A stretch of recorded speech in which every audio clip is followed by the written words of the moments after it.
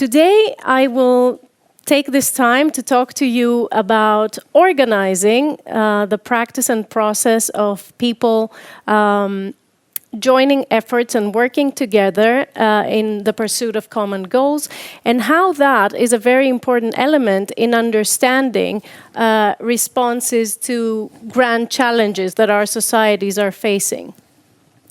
So when I started my PhD several years ago, I was quite fascinated by this issue of grand challenges. How can our research speak to that? And at the time, I was, of course, quite influenced by my own functional background, which was in management. I had also been in the industry in the past, but also my fascination for entrepreneurship and bottom-up organizing activities. So the question I posed myself was really, can entrepreneurship and organizing more broadly understood be a force for good? And over the next years, I tried to explore this question, looking at a number of areas and looking at different types of organizations, from the purely for-profit to the purely non-for-profit to hybrid in-between types. Yes, and so one of what struck me really has been that to really understand the variety of outcomes that we see in efforts to address grand challenges, there's not really a magic bullet technology necessarily, or a magic bullet program or strategy or intervention that just gives us a successful, unproblematic solution necessarily. But a big component of that can help explain the variation in the outcomes we see is really in the sense of organizing, in the complexity of organizing within and among organizations. And that's really crucial to understanding what we observe. So in many ways, I think of grand challenges also as organizing failures, in the sense that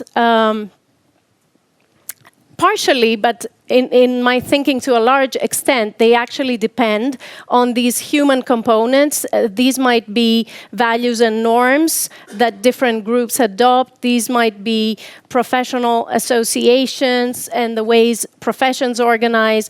These might be the terminologies, the shared meanings, and how these are developed on different activities. And I'll just give you some examples from my own work over the years.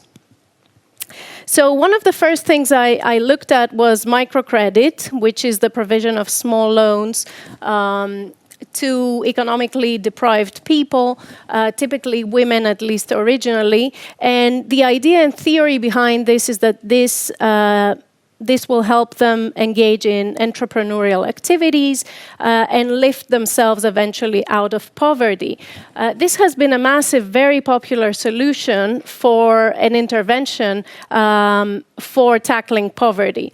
And so very important to really understand how it works and if it does so. And what me and colleagues found was that really microcredit, it does have a positive impact. However, that sort of impact is very much is not as transformational as we might have thought, and it's also sometimes stronger on outcomes that are rather side outcomes. So not the actual finances of the entrepreneurs, but sometimes on things such as women's empowerment or other issues.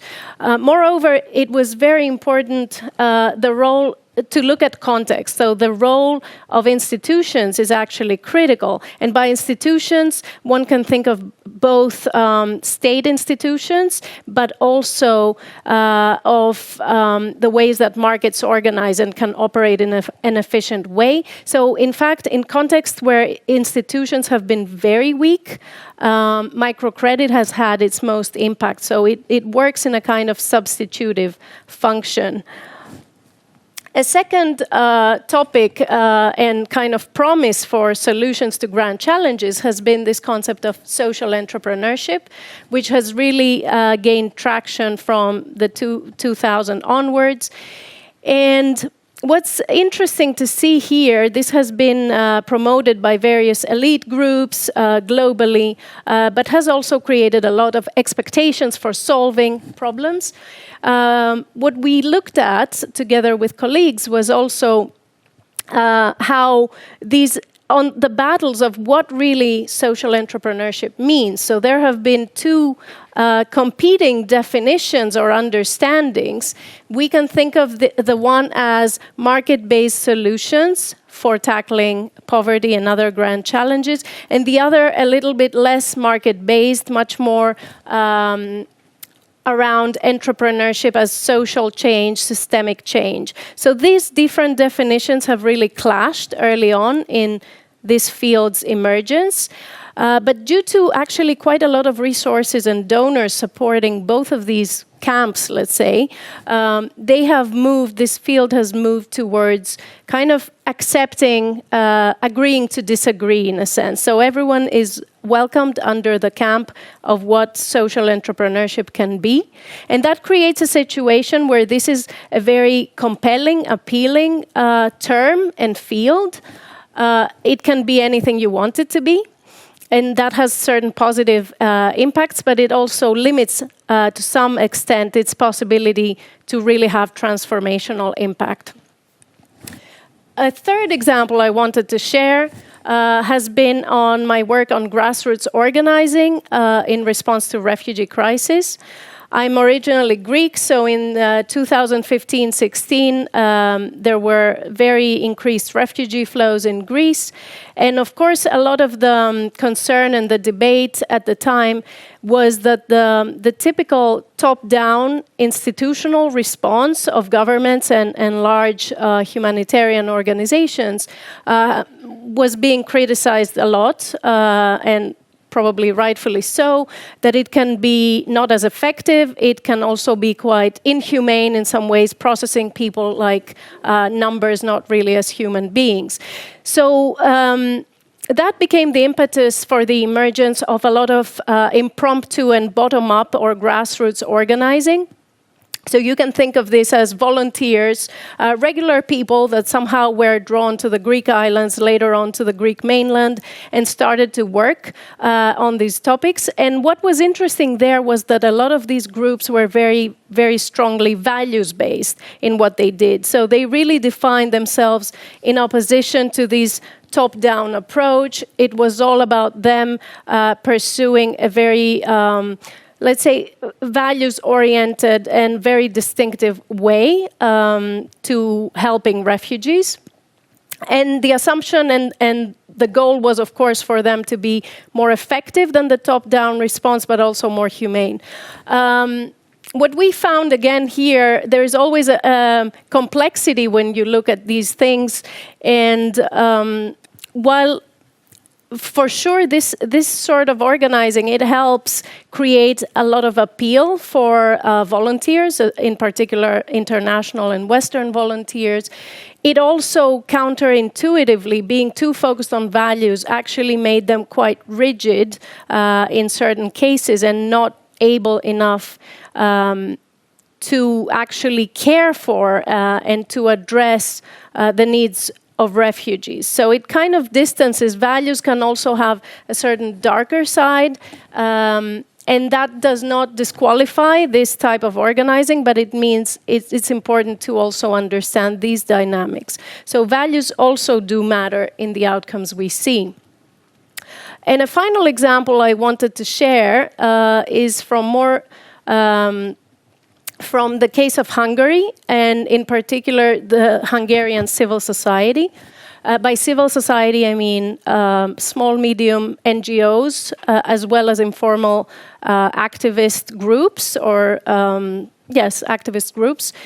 And what happened was, I don't know how familiar you are with the events, but in the last decade, basically, Hungary went from a full democracy to a hybrid democracy. So there has been a backsliding and dismantling of institutions and democracy. And NGOs and the civil society were in particular targeted and framed as enemies of the state and so on.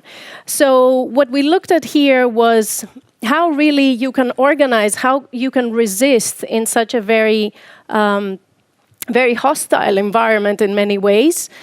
And what we saw was, of course, there is part of the story is quite sad, because there were quite a few detrimental effects. So, for example, smaller causes or smaller organizations might not be able to survive at all this type of backlash.